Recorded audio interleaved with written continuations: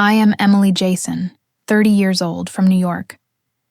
And the day my world cracked open wasn't quiet or subtle. It was loud, cruel, and humiliating. It was supposed to be my anniversary dinner. The night my husband, Daniel, and I would celebrate 3 years of marriage surrounded by family. I had spent the entire day preparing a meal that his mother insisted must be perfect enough for the Jayson name. I'd followed every instruction, every tradition, every silent demand his family had ever placed on me. Because that's what I'd been trained to do since marrying into them. Obey, smile, and never complain. The dining room sparkled with gold accents, laughter, and polished crystal. My hands were trembling as I placed the final dish on the table. Daniel's mother, Eleanor, looked me up and down with that sharp smile of hers. "Careful, Emily," she said. "You're sweating on the silverware," the room chuckled, a light, cruel laughter. I pretended not to notice, but inside, something twisted. As dinner began, Daniel clinked his glass for silence. I turned toward him, my heart fluttering. Maybe he would finally defend me. Maybe he'd finally show me that I mattered, but instead, he said the one sentence that ripped everything apart. "I've accepted a new position in London," he announced proudly. "And I'll be moving there next month. Alone." The room erupted in applause, but my breath caught in my throat. "Alone?" I blinked, my hands frozen around my napkin. "What do you mean, alone?" I asked quietly. Daniel didn't even look at me. "It's a demanding job. You wouldn't fit in there, Em. It's for the best." The laughter came again, sharper this time. His sister smirked. His father nodded approvingly. Eleanor leaned back in her chair, a queen watching her pawn crumble. "Oh, don't take it personally, dear," she said sweetly. "Some women just aren't built for that kind of life. You'll be more useful here, helping with the house while Daniel's away." The humiliation hit me like a wave. My pulse roared in my ears. I looked around the table, every face smiling, satisfied. The warmth drained from the room, replaced by cold betrayal. "Have you ever experienced this kind of betrayal?" I whispered to myself later that night, standing alone in the kitchen after they'd gone. Share your story in the comments, and subscribe. If you believe no one should be treated this way. That's how my story began, and with a table full of laughter and the sound of my own heart breaking beneath it.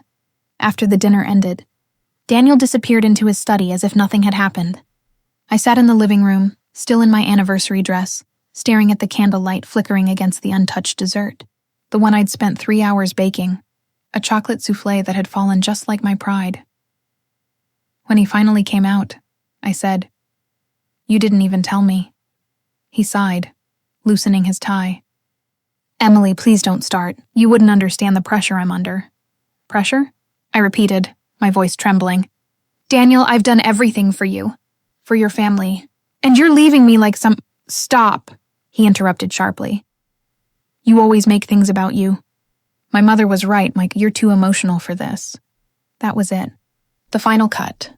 He walked away while I stood there, tears burning my cheeks, realizing that I wasn't a wife to him. I was an accessory, a servant who'd mistaken servitude for love. When I first met Daniel, I believed he was my safe place. I was 24, fresh out of college, working in a small design firm and full of dreams. He'd been charming, ambitious, and patient, everything I thought stability looked like. My parents had passed away when I was young, so the Jaysons became the family I never had. At least, that's what I told myself. But from the moment I said I do, the house rules changed. Eleanor dictated how I dressed, what I cooked, even how I spoke. "You married into class, Emily," she would say. "Act like it." I thought enduring it meant love. I thought pleasing them meant belonging. I was wrong. That night after Daniel went to bed, I sat at the kitchen counter and stared at my reflection in the glass window.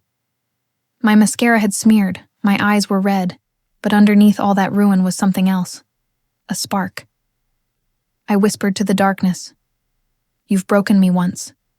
Never again." The next morning I packed a small suitcase. Eleanor caught me by the door. "Running away already?" she asked. "No," I said softly. "Leaving." Her expression shifted, just slightly. Surprise disguised as disgust. "And where will you go, dear? You've built your life around us. You have nothing without Daniel. I met her gaze. Then I guess I'll find out what nothing can become. I moved into a one-bedroom apartment on the edge of Brooklyn. Noisy, imperfect, alive. The first few nights I cried until sleep took me. But soon, the silence started to feel like space, not punishment. I got a job at a local cafe, the kind where customers remembered your name and tipped in kindness, not coins. Every morning I watched the city come alive and whispered to myself, "You're still here. You're still breathing." And slowly, I started dreaming again. One afternoon, as I wiped down tables, a woman complimented my handmade apron. "You designed this?" she asked. "Yeah," I said, embarrassed. "Just something I threw together," she smiled. "You've got talent. Ever thought about making more?" That night, for the first time since the betrayal, I pulled out my old sewing machine. I stitched until sunrise.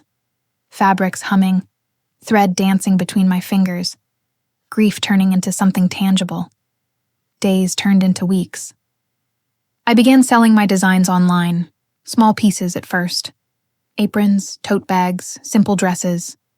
Orders trickled in, then multiplied. My apartment became a studio, my pain a muse. Each design carried a secret message embroidered inside. You are enough. It wasn't just for me anymore.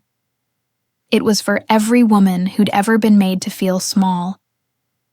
I named my little business Second Dawn, because that's exactly what it was. A month later, a news notification appeared on my phone. Daniel Jayson, named senior executive at Hamilton Corp. There he was, smiling in a sleek suit, my ghost nowhere in sight. For the first time, seeing him didn't hurt. Because while he was rising on borrowed pride, I was rising on my own strength, and I knew, deep down, that one day he and his family would see me again. Not as the servant they mocked, but as the woman they'd never be able to control. In the months before that dinner, the betrayal had already begun, not with grand gestures, but with whispers, glances, and invisible cuts that bled me dry one humiliation at a time. When I first married Daniel, I thought I was joining a family. What I didn't realize was that I'd been recruited into an unspoken hierarchy, one where I existed at the bottom. Every morning, I woke to the sound of Eleanor's heels clicking across the marble floors like a metronome counting down to another lecture. "Emily, dear," she'd say sweetly, "a real wife doesn't just cook, she anticipates." At first I tried to please her. I'd rise before dawn, prepare breakfast for everyone, clean up after family dinners, and pretend not to notice the way they'd glance at each other every time I opened my mouth. But the cruelty wasn't always loud. Sometimes it came wrapped in politeness. One afternoon, as I served tea on the patio, Daniel's sister, Violet, said, "You're so good at this. Emily, you'd make a wonderful housekeeper if you ever need work." The table laughed. Daniel didn't. He didn't even look up. I forced a smile, my hands trembling around the teapot. "I'll take that as a compliment," I said softly. "Oh, it is," Violet added, her smirk curling. "It's hard to find women who don't mind being useful anymore." That was the moment I learned how humiliation could sound elegant, when spoken by people who believe they're too refined to be cruel. At night, I'd lie awake next to Daniel, waiting for him to say something, to defend me, to notice me, to care. But his silence was the loudest cruelty of all. When I'd whisper, "Do you think your mother likes me?" he'd sigh, eyes still on his phone. "She's just particular, Em. You take everything too seriously." "Too seriously?" I'd whisper back. "She made me redo the entire dinner table because she didn't like how I folded the napkins." He'd chuckle. "Then fold them right next time." And that was that. I stopped asking. I stopped expecting. I became quiet. Eleanor's control over me grew like ivy. Slow, creeping, suffocating. She'd criticize my cooking, my clothes, my posture. Once she caught me reading a book and said, "Reading won't make you a better wife. Learning to hold your tongue will." I wish I could say I fought back, but I didn't. Not then. I was desperate for approval, the kind I never got from my own parents before they passed. Eleanor knew that. She used it. Her favorite game was praise that cut both ways. "You're such a hard worker, Emily," she'd coo. Not many women would have the patience to serve others so well. Serve. That word stung every time. And Daniel? He thought her words were affection. She means well, he'd say. No, she didn't. She meant power. But there were moments, small, fleeting moments, when I felt the storm brewing inside me. Like the night Eleanor demanded I stay up until 2 a.m., polishing silverware because guests deserve perfection. My hands cramped. My eyes stung. And when I finally placed the last spoon on the table, she said, "See? You can do anything when you put your mind to it. That's what makes a good woman." I smiled. But in that moment, something hardened inside me. Because I realized I wasn't a woman to her. I was labor, a reflection, a possession, and I was done being one. A week before the anniversary dinner, I overheard Daniel and Eleanor talking in his study. I hadn't meant to listen, but the door was slightly open, and their voices carried like smoke. "She's loyal," Eleanor said. "But she doesn't fit, Daniel. She doesn't have the presence for our circles." Daniel sighed. "She tries." "Trying isn't enough," Eleanor replied coldly. "You'll move up faster without the weight. You need someone who matches your ambition, not someone who clings to your coattails." My heart pounded so hard I thought they'd hear it through the wall. And then Daniel said the one thing that gutted me completely. "You're right, Mother. I've been thinking the same." That night, I sat at the dining table alone, tracing the rim of my glass and wondering how long they'd planned my humiliation. Every small cruelty suddenly made sense. The way Eleanor accidentally excluded me from family photos. The way Daniel kept his phone locked after business trips. The way Violet had joked that I was lucky to have a roof over my head. It had all been preparation, conditioning. I wasn't their daughter-in-law. I was their servant in training. And yet, every morning after, I still cooked. I still smiled. I still played the part, because I wasn't ready to lose everything yet. I needed to see it through, to understand the game before I planned my escape. One afternoon, as I folded laundry, Eleanor stood in the doorway watching me. "You're quiet these days," she said. "Just tired," I replied. She smiled knowingly. "Tired women make mistakes. Don't forget our family's reputation. Depends on you." Her voice lingered like poison, long after she left. "But here's the thing about women like Eleanor. They never expect the servant to notice the cracks in the castle walls. They underestimate the quiet ones, the ones who seem broken." What she didn't realize was that every cutting remark, every sleepless night, every order barked in the name of family duty was sharpening me. She wasn't breaking me anymore. She was forging me. The night before the anniversary dinner, before Daniel's announcement, before everything fell apart, I stood in front of the mirror, staring at the reflection of a woman I barely recognized. The pearls Eleanor had insisted I wear hung heavy around my neck, like a chain pretending to be jewelry. I whispered to my reflection, "You're going to survive this. You just don't know how yet." My reflection didn't look weak anymore. She looked waiting, watching. And I didn't know it then, but that was the beginning of the end. Not of me, but of them. Because people like the Jaysons think they can humiliate you forever. They never realize that every act of cruelty builds a woman strong enough to walk away. And one day, strong enough to make them kneel. Kindness was always my greatest strength, until the Jaysons taught me that, in their world, kindness was a weakness to be exploited. I used to believe that compassion could melt even the coldest hearts. I believed patience would win me respect. But the Jaysons saw my gentleness not as grace, but as submission, an invitation to walk all over me. When I look back now, I can trace every moment they chipped away at that belief. Small gestures twisted into traps, smiles that hid sharpened teeth. And the cruelest part? I let them, because I thought enduring meant loving. It started subtly, the way emotional warfare always does. Eleanor would sigh whenever I did something right. "Oh, Emily, you're such a perfectionist. You remind me of the maids we used to have. They always worked so hard to please. I'd laugh awkwardly, trying to take it as praise, even though every word was soaked in poison. Violet, her daughter, would pretend to compliment me too. "You're so patient with Mom," she'd say. I would have lost my mind by now. Then she'd grin and add, "Guess some people are born to serve." I'd force a smile, pretending her words didn't sting. Because if I snapped, I'd become the emotional one. And if I stayed silent, I was the polite one. Either way, they controlled the narrative. Daniel always stood in the middle, not defending me, not attacking me. Just watching, detached. Once, when I tried to talk to him about how his family treated me, he said, "You have to stop taking everything so personally, Em. They're just old-fashioned." Old-fashioned? I'd echoed, my voice trembling. "They make me clean up after dinner while Violet sits there scrolling her phone."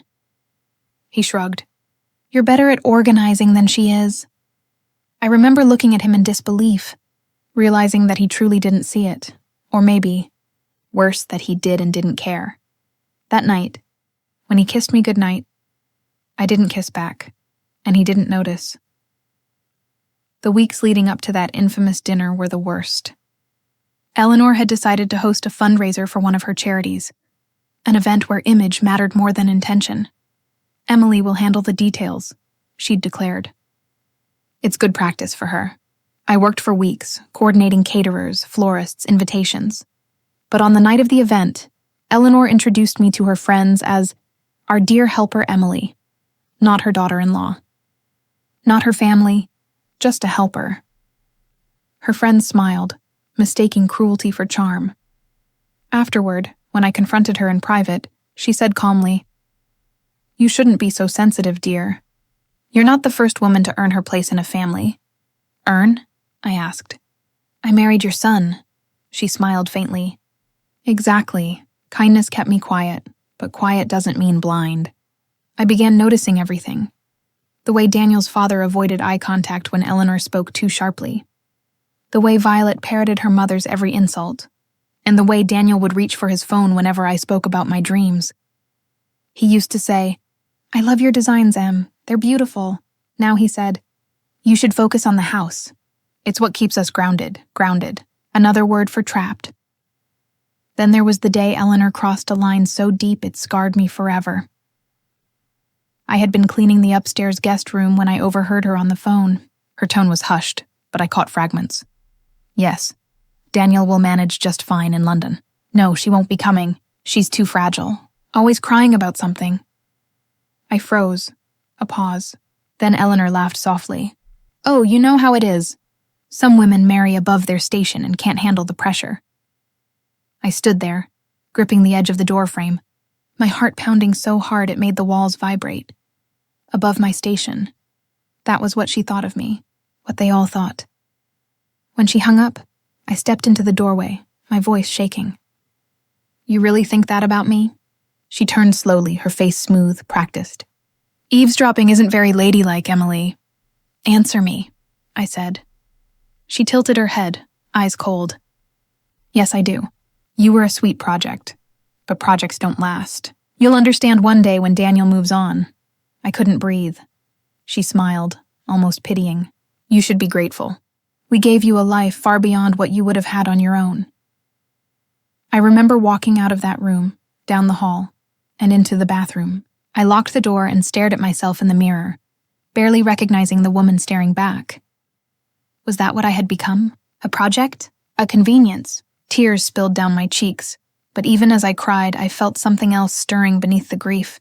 Something fierce, ancient, alive. It wasn't rage yet. It was realization. That night, I couldn't sleep. I lay beside Daniel, listening to him snore softly while my mind ran through every moment of the last 3 years. Every insult disguised as advice, every time he'd let them chip away at me, and I realized something simple but devastating. I had been complicit in my own erasure. I had confused obedience with love. I had mistaken patience for peace. And now, they thought they'd won. The next morning, I made breakfast like always. But I didn't feel like myself anymore. I moved through the motions, whisking eggs, slicing fruit, but every movement felt deliberate, purposeful. When Daniel walked in, I smiled and asked, "Do you want extra toast today?" He nodded, distracted by his phone. Good. I didn't want him to see that behind my smile.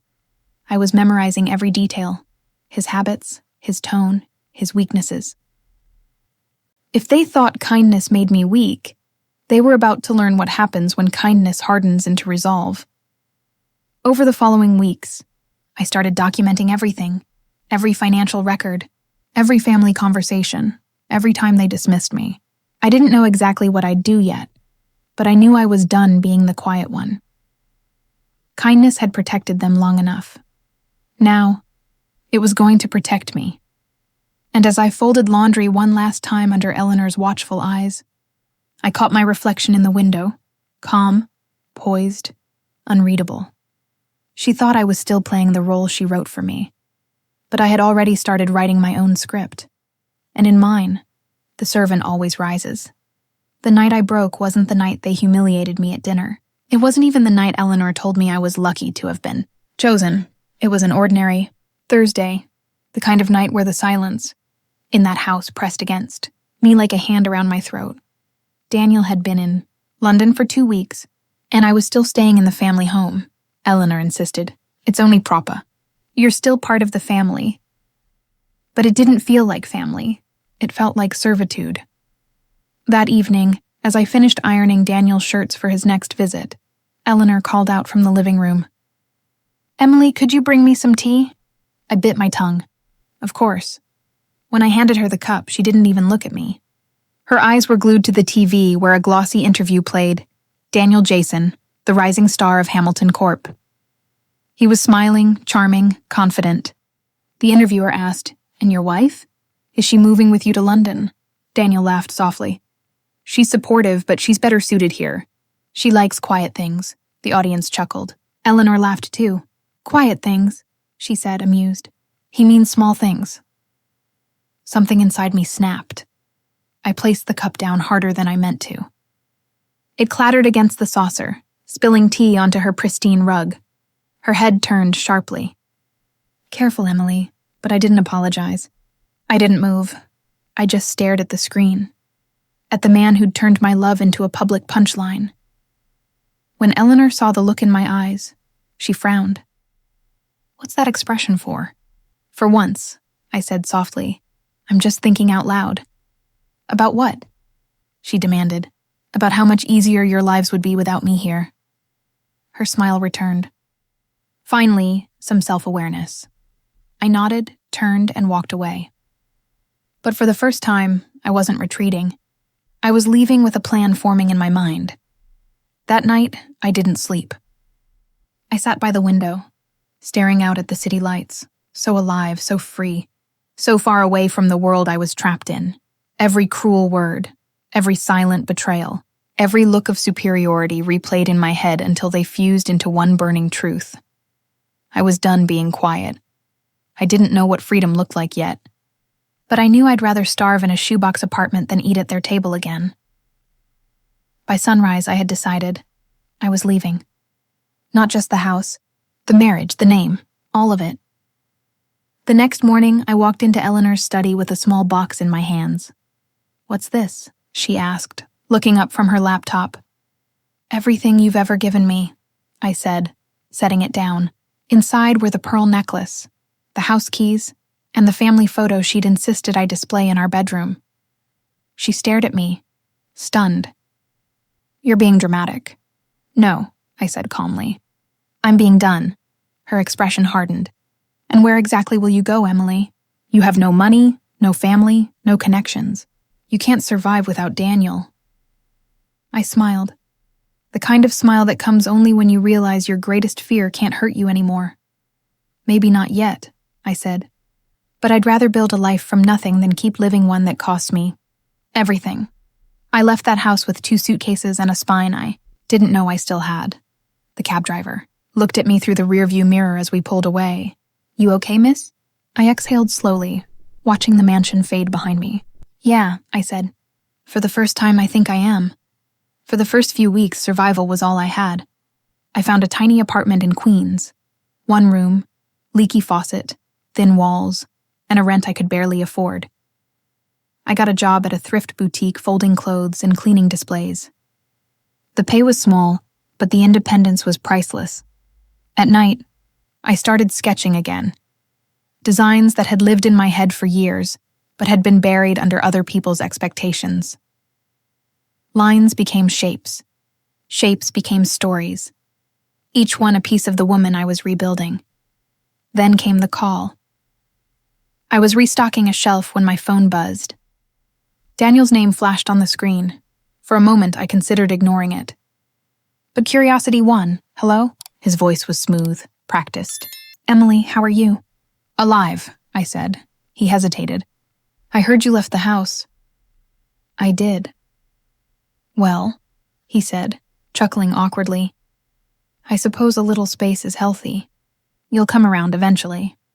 No, Daniel, I said evenly. I won't. He laughed again as if I were joking. Don't be ridiculous. You need time to think. I've been thinking for 3 years, I said. I'm done now. There was silence on the other end. Then, with that same patronizing tone, he said, You're making a mistake, Em. You won't survive without me. I smiled to myself. Watch me. And I hung up. That night, I cried.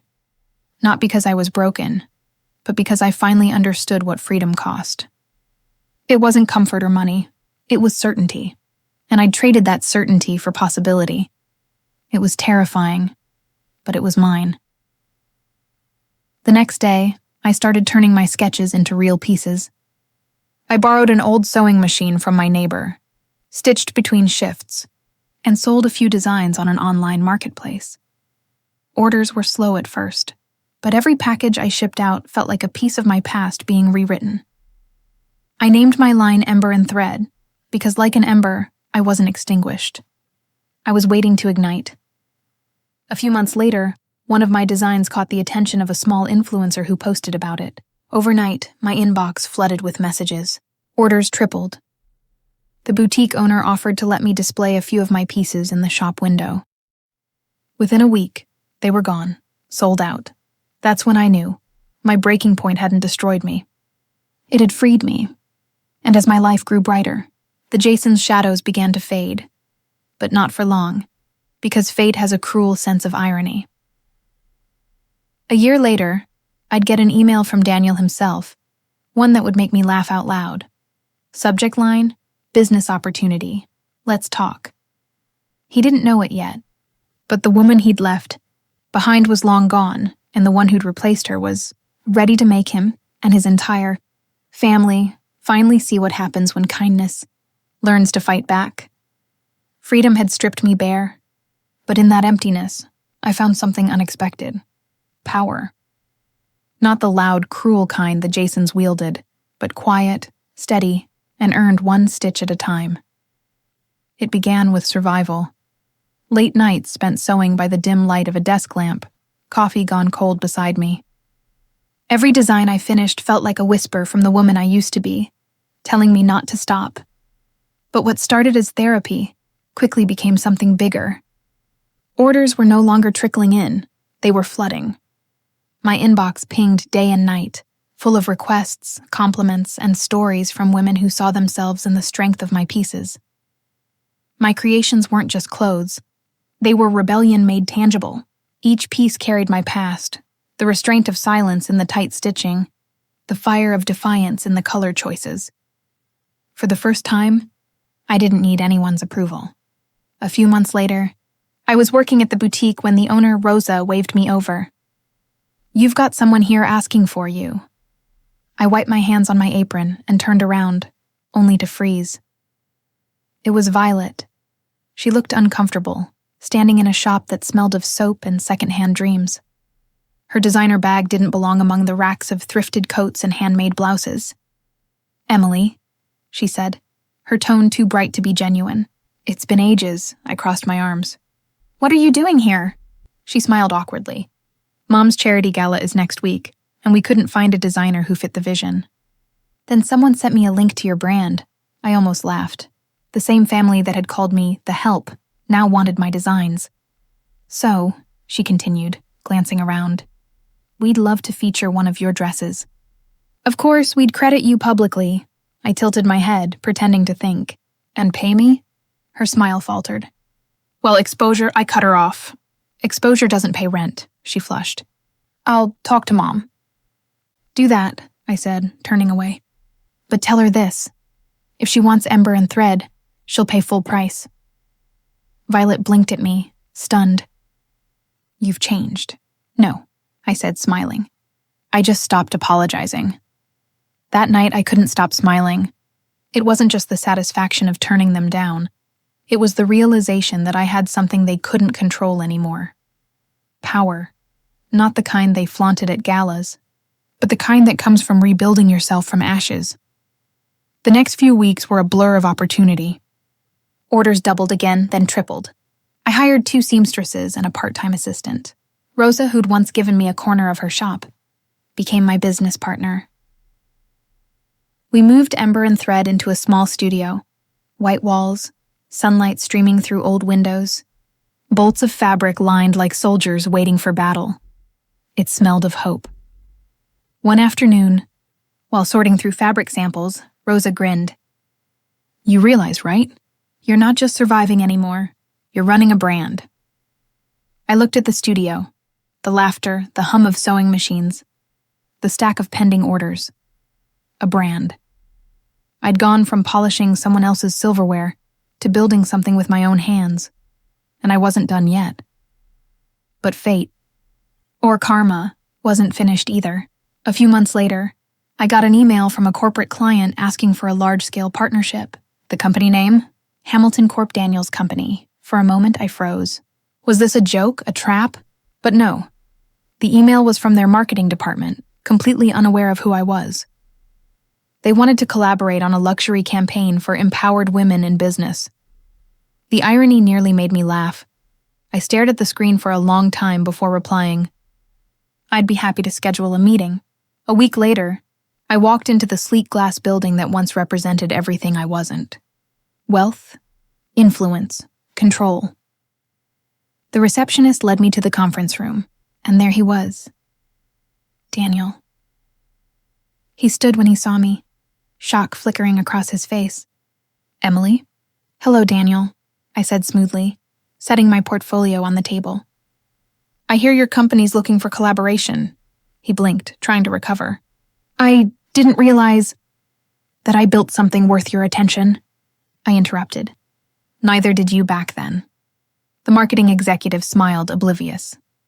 You two know each other? Daniel cleared his throat. Yes, she's my former wife, I finished for him. But today, we're just professionals. The rest of the meeting was clinical, but I could feel his eyes on me the entire time. Every confident word I spoke, every piece I presented, was a blade disguised as grace. By the end, the executive shook my hand. We'll be in touch. This was impressive. When they left, Daniel stayed behind. Emily, I can't believe this. I can, I said, gathering my things. He stepped closer. You look different. Freedom looks good on me, I said, smiling. Doesn't it? He tried to laugh. You don't have to prove anything. Oh, Daniel, I said softly. I already did. And with that, I walked out, leaving him standing in the same silence he used to leave me in. That night, as I sat in my studio, I realized something powerful. For years, they made me feel small, because they couldn't imagine me being anything else. But now the balance had shifted. I didn't need revenge in the form of cruelty. My success was revenge enough. Eleanor's words, "You can't survive without Daniel," echoed in my mind. I smiled. Looks like I can. A week later, the deal was official.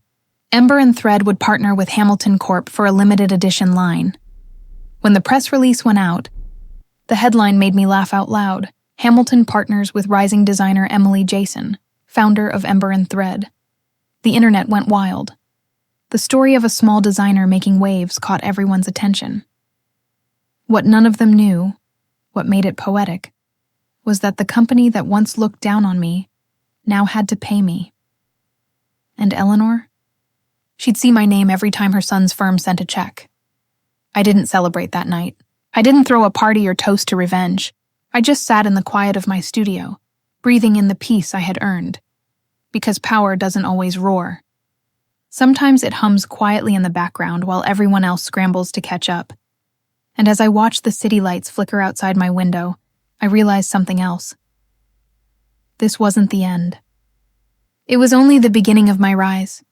Success was never meant to be the end of my story. It was only the stage I built for my revenge to unfold. When Ember and Thread officially partnered with Hamilton Corp., I knew the Jaysons would notice. Eleanor's family name had always been synonymous with control. She didn't like surprises, especially ones she couldn't manage, so when she saw my name in the headlines beside Daniel's company logo, she must have felt the ground tremble beneath her feet. And that's exactly what I wanted. But I wasn't going to confront them. Not yet. No, this time I'd let my success do the talking, and every word would sting. The first meeting with the Hamilton corporate board was held downtown. High-rise glass, panoramic views, and a table long enough to fit their egos. Daniel wasn't there this time. Instead, I sat across from executives who had once thought of me as the woman who stayed home.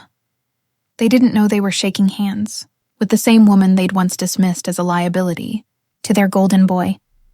The irony was intoxicating. As we finalized the campaign, I noticed the company's weakness. Their marketing department had no creative vision.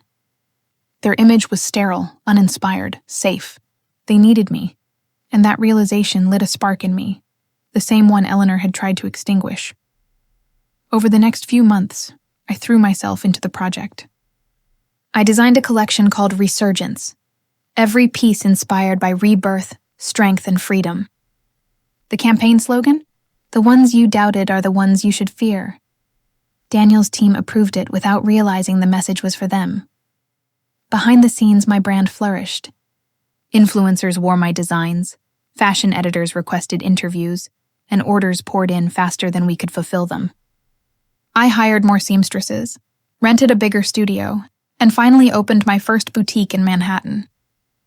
Rosa cried at the grand opening. "From thrift racks to Fifth Avenue," she said, hugging me. I smiled. And this is only the beginning. Because it wasn't just about fashion anymore, it was about legacy. Then, as if the universe had been waiting for the perfect moment, an invitation arrived in the mail, the Jayson Family Foundation Annual Gala. Eleanor's name glittered at the top, embossed in gold.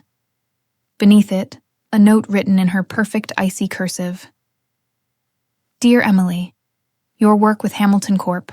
Has impressed even our circles. It would be lovely to see you again. Warm regards, Eleanor Jayson." Warm regards. I could almost hear the strain in her pen strokes, the forced politeness of a woman realizing the power dynamic had shifted. I smiled as I folded the invitation. She wanted me there, not out of affection, but out of fear. And I intended to give her a night she'd never forget. The weeks leading up to the gala were a masterclass in composure. I planned everything, my entrance, my look, my words. I wasn't going as the timid girl they'd once mocked. I was going as the woman they couldn't control. For the occasion, I designed a dress called the Phoenix. It was black silk with an iridescent crimson lining, understated until the light hit it, revealing flames that shimmered as I moved. It was elegant, powerful, and dangerous. Rosa zipped me up the night of the event, stepping back to admire her work. "You look like fire," she whispered. "I am fire," I said, meeting my reflection. And tonight, I'm burning the past. The venue was the same ballroom Eleanor had used for her charity events.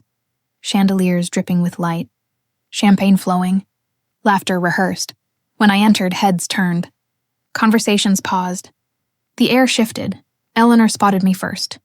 For a moment, I saw genuine shock flash across her face before she masked it with a smile. "Emily," she greeted, her voice tight. "You look stunning." "Thank you," I said sweetly. "It's Ember and Thread. My own label." "Ah, yes," she said, her tone clipped. Daniel mentioned it, did he? I tilted my head. That's surprising. He never seemed to notice my work before. Her jaw tightened. Well, you've certainly made a name for yourself. I learned from the best, I said.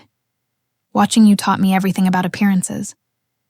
Before she could reply, Daniel appeared, older, sharper, but still the man who once underestimated me. His smile faltered when he saw me. Emily, he said, his voice catching. You came. I was invited, I said coolly. And besides, I wouldn't miss seeing how your company thrives off women like me. He frowned. You make it sound personal. It is. As the night went on, the event followed its usual script. Eleanor's speech, applause, a round of self-congratulation. But this year, there was a twist. The silent auction featured luxury brands, Dior, Chanel, and to Eleanor's dismay, Ember and Thread. My dresses sat on display at the front, glowing under soft lights. The auctioneer announced. A custom piece by rising designer Emily Jayson, the crowd murmured. Cameras flashed. Bids shot up instantly. Eleanor's face turned pale as the price climbed higher than any other item that night. By the time the final gavel fell, my design had sold for triple its estimated value, and I hadn't lifted a finger. Later, I found Eleanor standing alone near the balcony, her mask finally cracking. You planned this, she said quietly. I smiled. Of course I did. You taught me to think strategically. Her eyes narrowed. You think this makes you powerful? I don't think, I said, stepping closer. I know. She looked away, her voice trembling just slightly. You'll regret humiliating this family. I leaned in, my voice soft but sharp. You should have thought of that before you tried to destroy mine. And then I walked away. Slow, deliberate, leaving her frozen in her own silence. That night, as I rode home through the city lights, I didn't feel rage. I felt peace. Revenge, I realized, wasn't about destruction. It was about reclaiming power, the kind they never thought I'd find. And as the cab turned toward my boutique, I whispered to myself, this is just the setup. The real reckoning comes next. Because for all their wealth and influence, the Jaysons still hadn't learned one thing. You can't break a woman who's already rebuilt herself. Power once gained demands to be used. I had waited long enough, tolerated, endured, rebuilt. Now it was time to strike, not with fury but precision. I didn't need to raise my voice or burn bridges. All I had to do was let the truth breathe in a room that had suffocated it for years. After the gala, word about Ember and Thread spread like wildfire. My designs were featured in Vogue and Ella, and I was invited to speak at women's empowerment conferences. The same socialites who once whispered that I had married up now called me an inspiration. The irony wasn't lost on me, but the real blow was still coming. One meticulously designed to dismantle everything Eleanor had built around her name. It started with a rumor. A small one at first. Whispers about Hamilton Corp's unethical sourcing practices. A few anonymous reports surfaced online, hinting that one of their manufacturing partners had been underpaying workers overseas. I didn't start the rumor. But I didn't stop it either, because I knew it wasn't a rumor. It was true, and I had proof. Months earlier, while collaborating on the Resurgence campaign, I'd discovered inconsistencies in the supply invoices. It took me only a few quiet nights of digging to connect the dots. Hamilton Corp. Daniel's pride and Eleanor's prestige was cutting costs through illegal subcontracting, and who signed the approvals? Daniel Jayson himself. The evidence was a time bomb, and I decided when it would go off. I called a trusted journalist, someone I'd met at a fashion networking event. Her name was Lila Cortez, known for her investigative work exposing corporate corruption. I didn't tell her everything. I didn't have to. I just pointed her in the right direction, forwarded a few documents anonymously, and let the machine of justice begin to turn. Within weeks, headlines exploded. Hamilton Corp. Under fire for labor violations. CEO Daniel Jayson implicated in corporate misconduct scandal. The empire was cracking. When the story broke, my phone rang nonstop. Messages poured in from clients, reporters, even former coworkers. Some asked for comments. Others congratulated me for dodging a bullet. I didn't respond to any of them. Silence was my armor. Then came the inevitable. Daniel called. "Emily," he said, his voice strained, almost panicked. "We need to talk." "About what?" I asked calmly, though my heart pounded. "You know what's happening. They're tearing the company apart with lies." "Lies?" I repeated. "You mean the invoices I found? The contracts you approved? Those lies?" He went quiet. For the first time, I heard the fear in his breathing. "Please," he said, lowering his voice. "You can't let this ruin us." "Us?" I laughed. "There hasn't been an us for a long time, Daniel." "Emily, think about what you're doing." "I already have," I said. "For 3 years," and I hung up. The next call came from Eleanor herself. "Emily, dear," she began, her tone brittle but polite. "Surely this is all a misunderstanding. You wouldn't involve yourself in something so messy, would you?" I smiled into the phone. "Eleanor, I'm not involved. I just design dresses, remember?" "You listen to me," she hissed, her calm cracking. "If our family's name is dragged through the mud, You'll what?" I interrupted softly. "Throw another dinner party? Gossip to your friends about how I never belonged? I think the world's starting to see which of us doesn't belong in polite society." There was silence on the line. Long, heavy silence. And then she hung up. The scandal consumed Hamilton Corp. Like wildfire. Within a month, their stock plummeted. The board suspended Daniel pending investigation. Eleanor's charity lost sponsors. Their perfect image, the glossy illusion they had built around control, shattered in full view of the world. I didn't need to gloat. I didn't even need to show up, because the beauty of revenge done right is that you don't have to swing the sword. You just sharpen it and let it fall on its own. One evening, as I walked into my boutique, Rosa was waiting with a bottle of champagne. "You did it," she said, grinning. I shook my head. "No, I didn't. They did it to themselves." We toasted anyway. Not to destruction, but to freedom. To every woman who'd ever been told she was lucky to be chosen, when in reality, she was the prize all along. A week later, I received a letter, not an email, but an actual handwritten letter. The handwriting was shaky, almost unfamiliar. It was from Daniel. "Emily, you've made your point.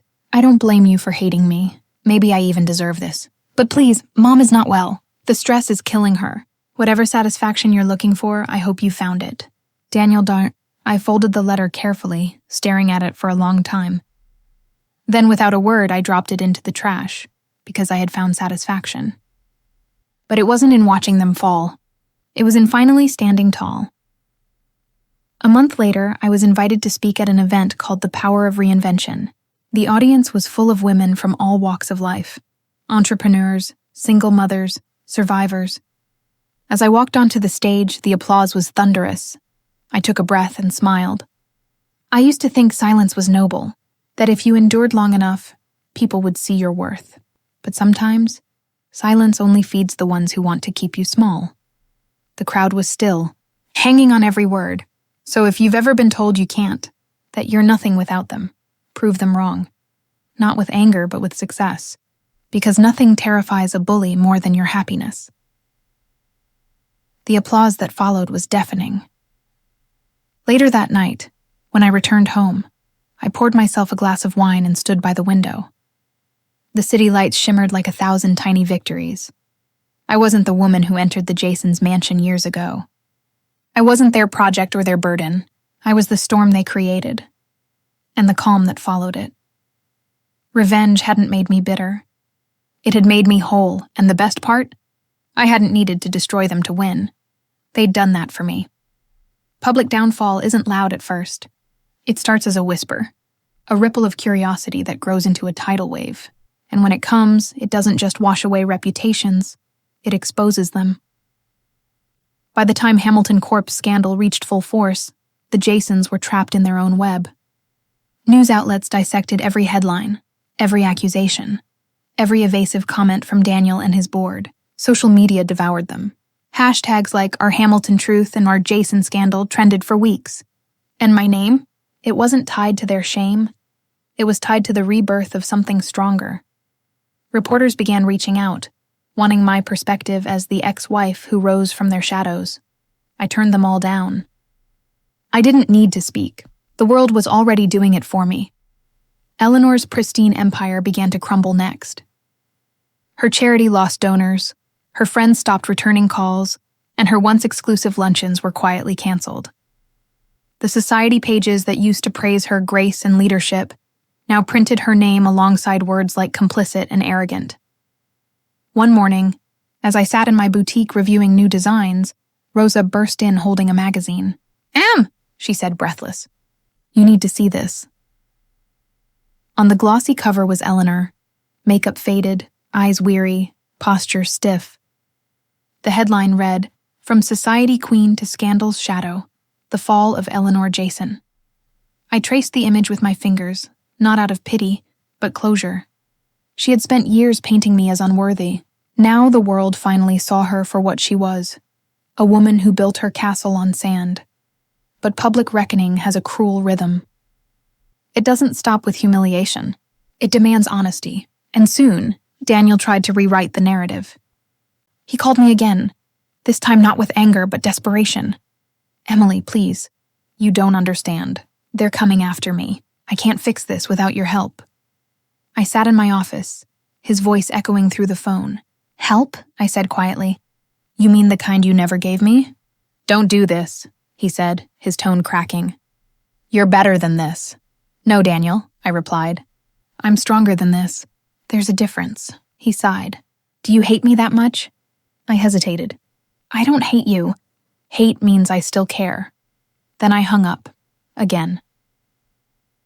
That week, I received an invitation to speak on a televised panel about women entrepreneurs who turned adversity into success. The producers called me a symbol of reinvention. I didn't correct them, but I knew that's not what I was. I was proof that endurance can evolve into defiance. On the day of the interview, the host asked, "You built a brand from nothing, right after walking away from a very public marriage. Was there ever a moment you wanted to give up?" I smiled, every day. But giving up would have meant proving them right. The people who said I was only somebody because of somebody else. The audience applauded. I continued, my voice steady but charged. I learned that sometimes success isn't about revenge. It's about survival. But if your success happens to make your enemies uncomfortable, I paused, letting the crowd lean in. Consider that a bonus. The applause that followed was thunderous.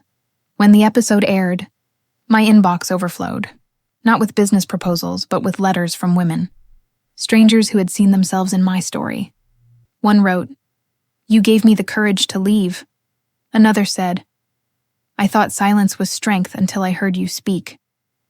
I read every word, tears pricking at the corners of my eyes. For the first time, I realized my revenge had transcended me. It wasn't just my story anymore. It belonged to every woman who had ever been silenced, belittled or underestimated. And then, as if scripted by fate, I crossed paths with Eleanor again. It was at a private auction downtown. I hadn't known she'd be there until I saw her. Thinner, quieter, her once perfect poise replaced by exhaustion. She stood near the corner, unnoticed, invisible among the glittering crowd that once orbited her. I walked over slowly, not out of spite, but because closure deserved eye contact. "Eleanor," I said softly. She turned, startled. For a moment, I saw the flash of pride she tried to hold on to, but it melted quickly. "Emily," she whispered. "You look—" "Well, I am," I said simply. "And you?" Her eyes darted away. "These things happen. Life changes." "Yes," I agreed. "It does. But not always by accident." Her chin lifted slightly. "You think you've won?" I smiled faintly. "I didn't come to win, Eleanor. I came to live. That's something you never taught your son." She flinched, her mask slipping. "You've become cruel." "No," I said, shaking my head. "Just free." For the first time, she had no comeback. No clever deflection. She just stood there, staring at the woman she could never break. A few months later, Ember and Thread reached new heights. International press, celebrity clients, partnerships with ethical fashion houses. My name had become synonymous with authenticity, resilience, and style. Every feature that mentioned me seemed to end with the same quote, "Success is the best form of vindication." I never said that, but I let them print it. It was close enough to the truth. Still, sometimes I'd catch myself thinking about Daniel, about how quickly the world moved on without him. Hamilton Corp had appointed a new CEO. The board dissolved his shares quietly, and he vanished from public life. Once, I heard he'd moved out of the city, bought a small house near the coast. Maybe he wanted peace. Maybe he wanted to escape the noise. Either way, it wasn't my concern. Forgiveness didn't mean invitation. It meant distance. The night Ember and Thread hit its first million in sales, I stood on the balcony of my apartment, watching New York flicker beneath me. The same city that once swallowed me whole now carried my name on billboards. And yet, I felt calm. Not triumphant, not vengeful. Just free. For years, I thought power meant control. But standing there, I realized true power was peace. The kind that doesn't need validation, doesn't crave applause, because revenge had done its work. The world knew the truth, and now so did I. Peace doesn't arrive all at once. It comes in fragments. In the quiet mornings when I no longer flinch at the sound of my phone. In the evenings when I work late by choice, not obligation. In the reflection staring back at me from my studio window, a woman I finally recognize. After everything, the humiliation, the rebuilding, the revenge, I thought the end would feel like triumph. But it doesn't. It feels like calm, like finally exhaling after years of holding my breath. The world moved on from the Jaysons' downfall faster than I expected. A few headlines lingered, a documentary snippet here and there, but soon they became yesterday's story. Relics of an empire that collapsed under its own arrogance. Hamilton Corpness had been sold quietly to a new owner. Eleanor disappeared from society pages altogether. Daniel, from what little I heard, was living a quieter life somewhere far from New York, teaching business ethics at a small university. Of all things, the irony wasn't lost on me. Sometimes I wondered if he ever thought about me, about the woman he dismissed as fragile, who ended up stronger than his entire legacy. But I never let the thought linger too long. The past had taken enough of me. In my own world, Ember and Thread thrived. We expanded to Los Angeles, then London. Each new collection told a story, not just mine, but of every woman who had written to me, who had survived something and still chosen beauty. I started hosting workshops for young designers, especially women from underrepresented communities. Every time one of them walked into my studio with that mix of fear and fire in their eyes, I saw the version of myself who once believed she wasn't enough. I'd tell them, talent gets you started, but resilience keeps you alive. One girl, barely 20, looked at me and asked, "Did someone ever try to silence you?" I smiled. Yes, and they succeeded, until I remembered my voice. One evening, while packing for a fashion summit in Paris, I found an old notebook buried in a box, the one I used to sketch in during those sleepless nights in the Jaysons' house. The pages were smudged, torn, some even stained with tears.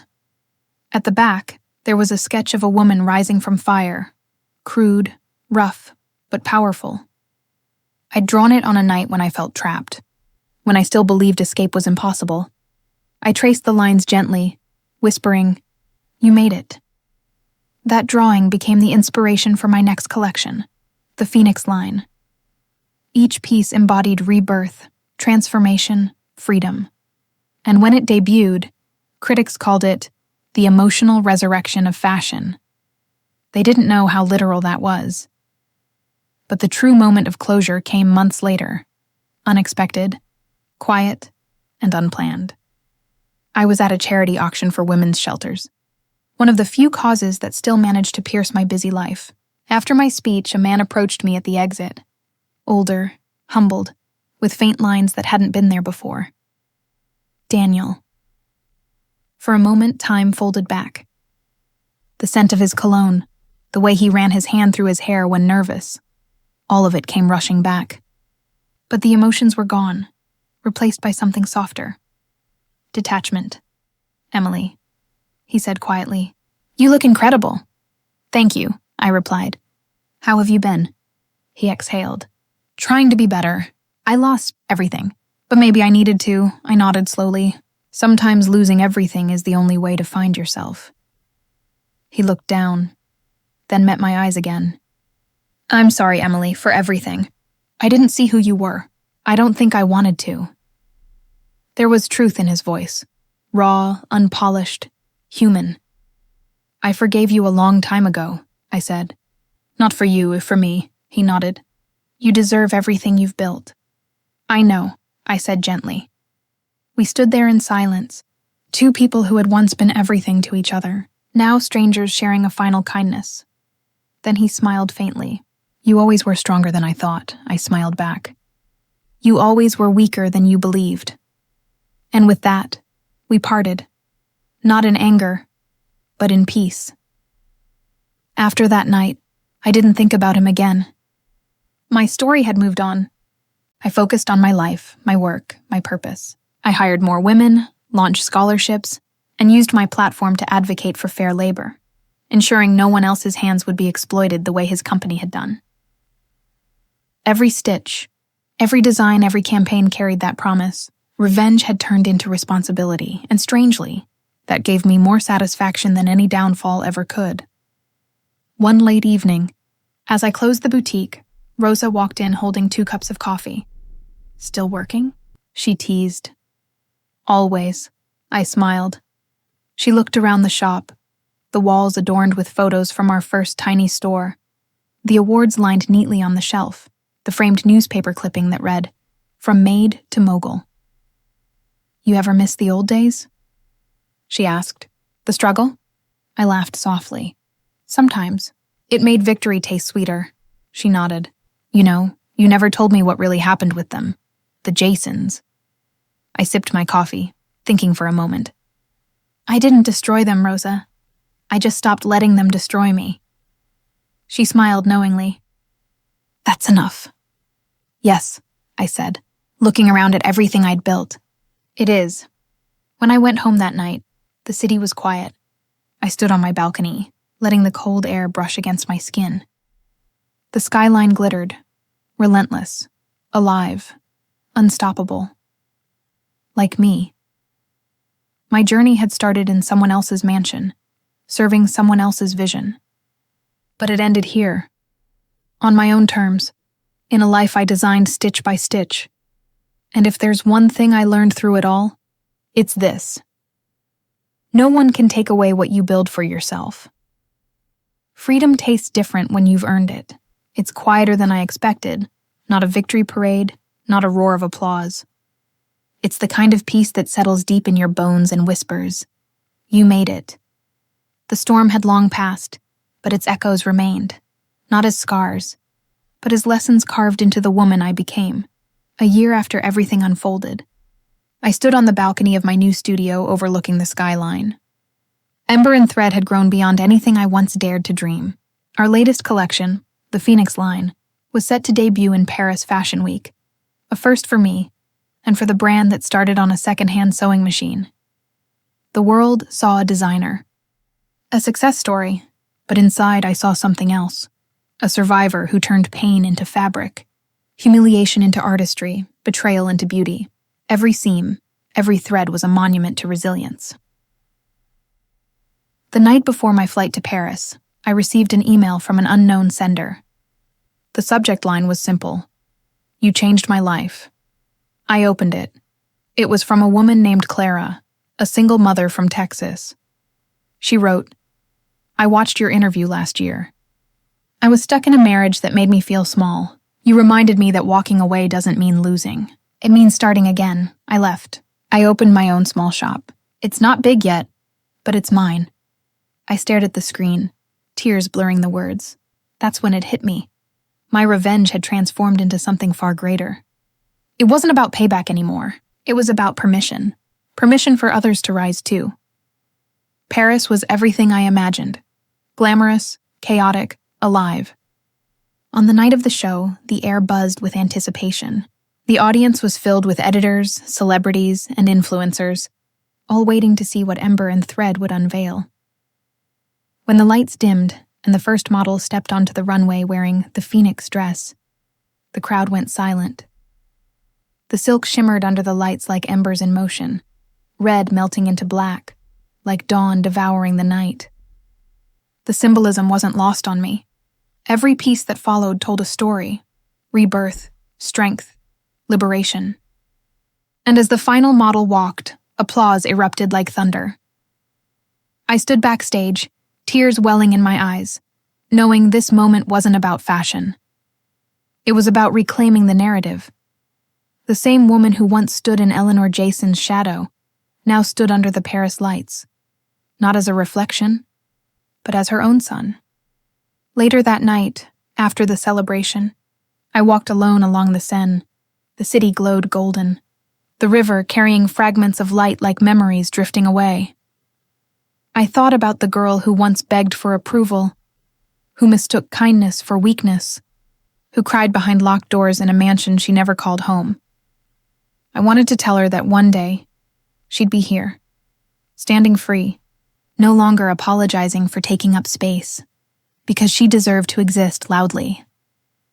When I returned to New York, life moved on as it always does.